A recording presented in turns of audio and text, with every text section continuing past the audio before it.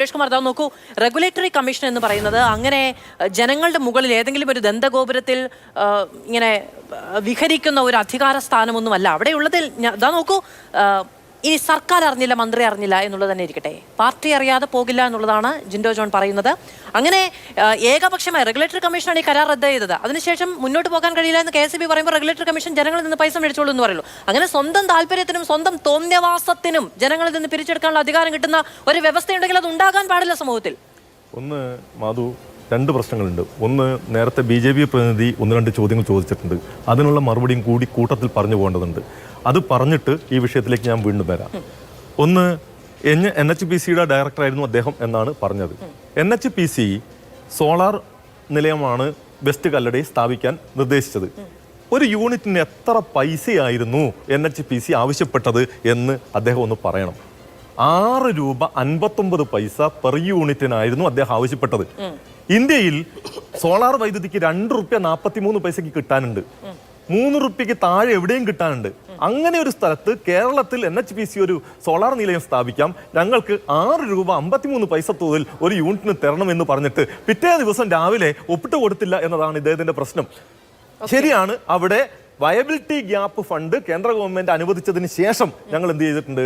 ആ കരാർ ഒപ്പിട്ടിട്ടുണ്ട്. Viability gap fund അനുവദിച്ച് ആ തുക 3 രൂപ 15 കുറപ്പിച്ചതിന് ശേഷം കരാർ ഒപ്പിട്ടിട്ടുണ്ട്. അതിന് മുമ്പ് കരാർ ഒപ്പിട്ടിട്ടില്ല, കാലതാമസം ഉണ്ടായിട്ടുണ്ട്. എനിക്കതിൽ രണ്ട് കാര്യം പറയാനുണ്ട് ശ്രീ സുരേഷ് കുമാർ. ഒന്ന്, അദ്ദേഹം ആ കാര്യങ്ങളെല്ലാം പറഞ്ഞത് ഈ പറയുന്ന 2 കാര്യങ്ങളോടുള്ള ചോദ്യത്തിന് മറുപടി പറയാതെ പോകാനാണ്. അപ്പൊ അതിൽ അങ്ങ് കയറി കൊത്തരുതെന്നാണ് എനിക്ക് ഒരഭിപ്രായമുള്ളത്. മറ്റൊരു കാര്യം എനിക്ക് അങ്ങനെയുള്ളത്, 6 രൂപ 40 പൈസക്കാണ് അവർ വൈദ്യുതി തരാമെന്ന് പറഞ്ഞത്. അതുകൊണ്ട് അത് അംഗീകരിച്ചില്ല എന്നുള്ളതാണ്. ഇപ്പൊ നമ്മൾ എത്ര രൂപയ്ക്ക് വൈദ്യുതി മേടിക്കുന്നത്? അതായത് സോളാർ വൈദ്യുതി നമുക്ക് പകൽ മാത്രം കിട്ടുന്ന വൈദ്യുതിയാണ്.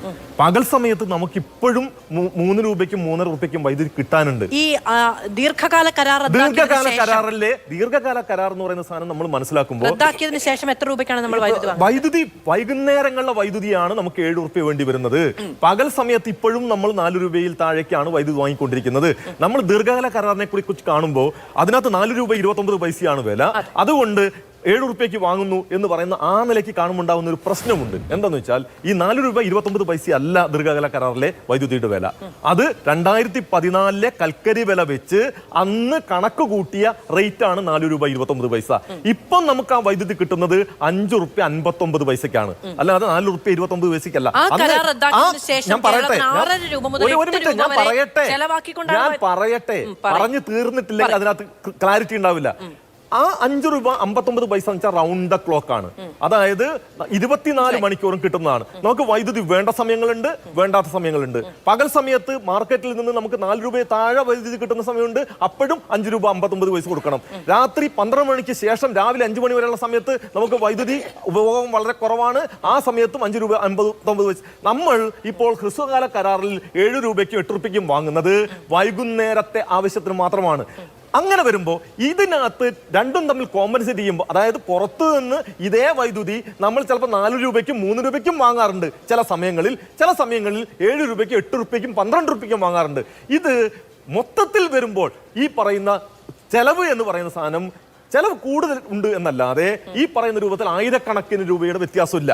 അതുകൊണ്ട് ഈ പറയുന്ന ദീർഘകാല കരാർ റദ്ദാക്കിയതാണ് മൊത്തം പ്രശ്നം എന്ന നിലയ്ക്ക് കാണണ്ട. ദീർഘകാല കരാർ പ്രകാരം കേരളത്തിന് കിട്ടിയിരുന്ന, കേരളത്തിന് ജനങ്ങൾക്ക് കൊടുക്കാൻ കഴിഞ്ഞിരുന്ന, ലഭ്യമാകുന്ന തരത്തിലുള്ള വൈദ്യുതി വാങ്ങാൻ നമുക്ക് കഴിയുമായിരുന്ന പണം എന്ന് പറയുന്നത് ഇപ്പോൾ വാങ്ങുന്നതുമായി തട്ടിച്ചു നോക്കിയാൽ ഒരു വ്യത്യാസവുമില്ലാത്തതാണ്. ഒരു വ്യത്യാസമില്ലാത്തതാണെന്നല്ല ഞാൻ പറഞ്ഞത്. ഞാൻ ദീർഘകാല കരാറിൽ കുഴപ്പമുണ്ടായിട്ടുണ്ട്, അതിനകത്ത് ഗൂഢാലോചന ഉണ്ടായിട്ടുണ്ട്. ഇവിടെ ആ ഗൂഢാലോചനയുടെ 1-ാം പ്രതി ഡോക്ടർ B അശോക് എന്ന് പറയുന്ന നേരത്തെ KSEB CMD ആയിരുന്ന കക്ഷിയാണ്. അദ്ദേഹമാണ്, യൂണിയനാണ് അവിടെ ഭരിക്കുന്നത്. അദ്ദേഹത്തിന് ഭരിക്കാൻ വിട്ടില്ല എന്ന് പറഞ്ഞു. കരാർ റദ്ദാക്കിയത് ഏകപക്ഷീയമായി, ഒരു നിമിഷം, കരാർ റദ്ദാക്കിയത് ഏകപക്ഷീയമായി റെഗുലേറ്ററി കമ്മീഷനാണെന്ന് പറയുന്നു. റെഗുലേറ്ററി കമ്മീഷനിൽ സർക്കാരിനില്ലാത്ത അധികാരം B അശോക് കുമാറുണ്ട്. B അശോക് റെഗുലേറ്ററി കമ്മീഷനും അതുപോലെ തന്നെ ഈ പറയുന്ന ഗവൺമെന്റിലേക്കും അയച്ച ഒരു കത്ത്, ആ കത്ത് ഇന്ന് പ്രതിപക്ഷ നേതാവ് പുറത്തുവിട്ടിട്ടുണ്ട്. അതിനു മുമ്പ് പോൾ ആന്റണി എന്തുകൊണ്ട് ഈ കരാർ നിലനിർത്തണം എന്ന് പറഞ്ഞ് ചീഫ് സെക്രട്ടറി ആയിരുന്ന അദ്ദേഹം അയച്ച കത്തിന് മറുപടി എന്ന രൂപത്തിൽ ബി അശോക് റെഗുലേറ്ററി കമ്മീഷനും അതുപോലെ തന്നെ കേരള സർക്കാരിനും അയച്ച കത്തിൽ ഈ പറയുന്ന കരാർ 8,000 കോടി റുപ്യ നഷ്ടം ഉണ്ടാക്കിയിരിക്കുന്നു എന്ന് ബോർഡിൽ ഒരു രേഖ പോലും ഇല്ലാതെ എഴുതിയിട്ടുണ്ട്. തീർച്ചയായിട്ടും അതടക്കമുള്ള കാര്യങ്ങൾ അതിനകത്ത് ഗൂഢാലോചന ഉണ്ടെങ്കിൽ പരിശോധിക്കപ്പെടുക തന്നെ ചെയ്യണം എന്നുള്ള കാര്യത്തിന് അത് സംശയമില്ല. കൊടുക്കുന്ന ശുപാർശ അതടക്കം പരിശോധിക്കുന്ന റെഗുലേറ്ററി കമ്മീഷൻ ബോർഡിന്റെ ചെയർമാൻ ഈ കരാറുമായി ബന്ധപ്പെട്ട് നൽകിയ ഒറ്റ കത്തിന്റെ പേരിൽ ഈ തീരുമാനം എന്ന് ഞാൻ പറഞ്ഞിട്ടുണ്ട്. പിന്നെ ആരാണ് ഈ ഗൂഢാലോചന നടത്തിയത്? ഇതിനകത്ത് ഗൂഢാലോചന നടത്തിയിട്ടുള്ളത് റെഗുലേറ്ററി കമ്മീഷന്റെ നിലവിലുള്ള റെഗുലേറ്ററി കമ്മീഷൻ അംഗങ്ങൾക്ക് ഉത്തരവാദിത്വം ഉണ്ടെങ്കിൽ അവർ പരിശോധിക്കണം. നേരത്തെ ഇതിന് തുടക്കമിട്ട റെഗുലേറ്ററി കമ്മീഷൻ, അതായത് യഥാർത്ഥത്തിൽ ഈ പ്രശ്നം റദ്ദാക്കിയിട്ട് ഇത്രയും കാലമായല്ലോ, അതിൽ ഗൂഢാലോചന ഉണ്ടെന്ന് നിങ്ങൾക്കറിയുന്നുണ്ടെങ്കിൽ പാർട്ടിക്കറിയാം, എന്നിട്ട് എന്ത് അന്വേഷണം പ്രഖ്യാപിച്ചു ഇതുവരെ? ഞങ്ങള് ഈ പറയുന്ന കരാർ റദ്ദാക്കരുത് എന്ന് കൃത്യമായ നിലപാടെടുക്കുകയും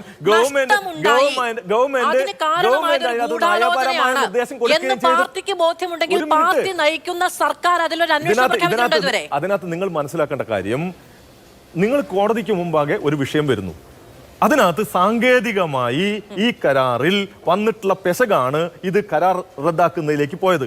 അതായത് ഇതിനകത്ത് 2 ടെൻഡർ വിളിക്കുന്നു. 2 ടെൻഡർ വിളിച്ചിട്ട് അതിനകത്ത് ഒരു ടെൻഡറിലെ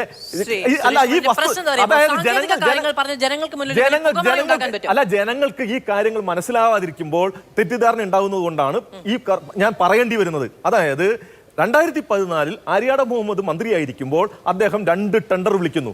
ഈ 2 ടെൻഡറിൽ 450-400 മെഗാവാട്ട് വൈദ്യുതി കിട്ടുന്നതിന് വേണ്ടി ടെൻഡർ വിളിക്കുന്നു. ഒരു ടെൻഡറിൽ 3 രൂപ 60 പൈസ ലോവസ്റ്റ് ആയി കിട്ടുന്നു. രണ്ടാമത്തെ ടെൻഡറിൽ 4 രൂപ 29 പൈസ ലോവസ്റ്റ് ആയി കിട്ടുന്നു. ഒന്നാമത്തെ ടെൻഡറിലെ 3.60 ടെൻഡർ അനുവദിക്കുന്നു, ഒരു തെറ്റുമില്ല. രണ്ടാമത്തെ ടെൻഡറിലെ 4.29 അനുവദിക്കുന്നു. എന്നിട്ട് ഒന്നാമത്തെ ടെൻഡറിലെ രണ്ടാമത്തെ ലോവസ്റ്റ് 4.29 ആണ്. അതുകൊണ്ട് രണ്ടാമത്തെ ടെൻഡറിലെ 4.29 ലോവസ്റ്റ് അനുവദിച്ചുകൊണ്ട് ഒന്നാമത്തെ ടെൻഡറിലെ 4.29 കൂടി അനുവദിക്കാമെന്ന് തീരുമാനിച്ച് ആ കമ്പനികൾക്ക് കൂടി കരാർ കൊടുക്കുന്നു. 3 കമ്പനികൾക്ക് അങ്ങനെ കരാർ കമ്പനികൾക്ക് പൂർണ്ണമായി അവരാണ് നമുക്ക് സപ്ലൈ ചെയ്തുകൊണ്ടിരുന്നത്. അത് നമുക്ക് ലാഭകരമായിരുന്നല്ലോ. ഞാൻ പറയട്ടെ, അത് എല്ലാ കാലത്തും അത് ലാഭകരമായിരുന്നില്ല. ആ കരാർ വെച്ച് ആ സമയത്ത് നമുക്ക് 3 രൂപയ്ക്ക് 3.60 ലാഭകരമല്ലാത്ത കാലത്തല്ലല്ലോ നമ്മൾ അത് റദ്ദ് ചെയ്തത്. അതാണ് ഈ കാലഘട്ടത്തിൽ കാരണമായി അങ്ങ് ചൂണ്ടിക്കാണിക്കുന്നത് ഒരു ഗൂഢാലോചനയാണ്. ആ ഗൂഢാലോചന ഉണ്ടായിട്ടുണ്ട് കോടതിയിൽ പോയി പറഞ്ഞിട്ടുണ്ടോ? ഇല്ല. ആ ഗൂഢാലോചന പേരിൽ എന്തെങ്കിലും അന്വേഷണം നടത്തിയിട്ടുണ്ടോ? ഇല്ല. ആർക്കെങ്കിലും നോട്ടീസ് കൊടുത്തിട്ടുണ്ടോ? ഇല്ല. മാധു ഒരാളെ പറയാൻ വിടണം. അല്ല, ഞാൻ പറയുന്നതിനിടയ്ക്ക് നിങ്ങൾ ഇങ്ങനെ പറഞ്ഞുകൊണ്ടിരുന്നു കഴിഞ്ഞാൽ എനിക്ക് കാര്യം വ്യക്തമാക്കാൻ. അതായത് ഈ കരാറുമായി ബന്ധപ്പെട്ട് റെഗുലേറ്ററി കമ്മീഷന്റെ മുമ്പിൽ ഈ വിഷയം വരുന്നത്, റെഗുലേറ്ററി കമ്മീഷനോട് ഈ കരാർ അംഗീകരിക്കണം എന്ന് ആവശ്യപ്പെട്ട് പോകുന്നത് 2015-ലാണ്. അന്നു മുതലുള്ള നടപടിക്രമങ്ങളുടെ ഭാഗമായി നടപടിക്രമങ്ങൾ കാലതാമസം എടുത്ത് 2022 വരെ എത്തിയതിന്റെ ഭാഗമായിട്ടാണ് 2022 ക്യാൻസൽ ചെയ്യുന്നത്. അങ്ങനെ ക്യാൻസൽ ചെയ്യപ്പെടുന്ന സമയത്ത് 2016-ലോ 17-ലോ ഇത് ക്യാൻസൽ ചെയ്തിരുന്നെങ്കിൽ, അന്ന് നമ്മൾ ദീർഘകാല കരാറിന് വേണ്ടി ടെൻഡർ വിളിച്ചിരുന്നെങ്കിൽ നമുക്ക് 3.5 രൂപയ്ക്കോ 4 രൂപയ്ക്കോ വൈദ്യുതി കിട്ടുമായിരുന്നത് 2022 ആയപ്പോൾ നമുക്ക് കിട്ടാതായിരിക്കുന്നു എന്നുള്ള സാഹചര്യമാണ് യഥാർത്ഥത്തിൽ ഈ പ്രശ്നത്തിലേക്ക് എത്തിച്ചത്. റെഗുലേറ്ററി കമ്മീഷൻ സാങ്കേതികമായ കാര്യങ്ങൾ പറയുന്നുണ്ട്, ഇടപെടുത്തൽ എന്ന് പറയുന്നുണ്ട്. പക്ഷെ അതിദീർഘമാണ് എന്നുള്ളതാണ് അവിടുത്തെ പ്രശ്നം. ഞാൻ നേരത്തെ ചോദിച്ച വളരെ സിമ്പിളായ കുറച്ച് കാര്യങ്ങളാണ്. ഗൂഢാലോചന ഉണ്ടെന്ന് അങ്ങും പാർട്ടിയും സർക്കാരും തിരിച്ചറിയുന്നുണ്ടെങ്കിൽ അതിൽ എന്ത് നടപടിയെടുത്തു? ഞാൻ പറയുന്നത് ഇതിനകത്ത് സാങ്കേതികമായി പെശകുള്ള ഒരു കരാറ് ആ കാലഘട്ടത്തിൽ ക്യാൻസൽ ചെയ്യുന്നതിന് പകരം 5-6 കൊല്ലം കഴിഞ്ഞ് ക്യാൻസൽ ചെയ്യുമ്പോൾ പുതിയ സാഹചര്യം പരിശോധിച്ച് ചെയ്യാൻ റെഗുലേറ്ററി കമ്മീഷൻ തയ്യാറായില്ല. അതിൽ ഗൂഢാലോചന ഉണ്ടോ എന്നുള്ളത് പരിശോധിക്കും.